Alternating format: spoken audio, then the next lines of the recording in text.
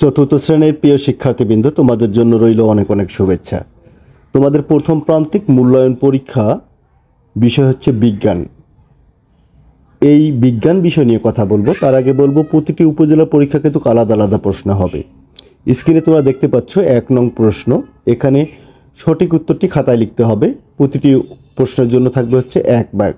এটা থাকবে হচ্ছে 10 মার্কের জন্য, অর্থাৎ 10টি থাকবে। এরপর 2 নম্বরে তোমরা দেখতে পাচ্ছ সঠিক শব্দ দিয়ে শূন্যস্থান পূরণ করতে হবে। প্রতিটি শূন্যস্থানের জন্য থাকবে হচ্ছে 2 মার্ক। এখানেও থাকবে হচ্ছে 10 মার্ক। এরপর 3 নম্বরে হচ্ছে শুদ্ধ অশুদ্ধ। শুদ্ধ অশুদ্ধ লিখতে হবে। যেটি শুদ্ধ হবে সেটি শুদ্ধ এবং যেটি অশুদ্ধ হবে সেটি অশুদ্ধ লিখতে হবে। এটি থাকবে হচ্ছে 10 মার্কের জন্য। এরপর 4 নম্বর দেখতে পাচ্ছ, বাম পাশের বাক্যের সঙ্গে ডান পাশের বাক্য মিল করো। এখানে হবে 4টি থাকবে 8 মার্ক। এবং 5 নম্বরে অল্প কথায় উত্তর দাও। প্রতিটি প্রশ্নের জন্য থাকবে হচ্ছে 3 মার্ক। এখানে তোমাদের জন্য থাকবে হচ্ছে 30 মার্ক। 6 নম্বরে থাকবে হচ্ছে বর্ণনামূলক প্রশ্ন বা কাঠামোবদ্ধ প্রশ্ন।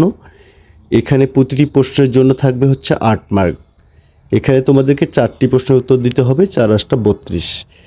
সর্বোপরি বলবো, প্রতিটি উপজেলার পরীক্ষা আলাদা প্রশ্নপত্রে হলে এখানে যে প্রশ্নগুলো আছে প্রশ্নগুলো খুবই গুরুত্বপূর্ণ। অবশ্যই তোমরা বেশি বেশি করে এই প্রশ্নগুলো প্র্যাকটিস করবা।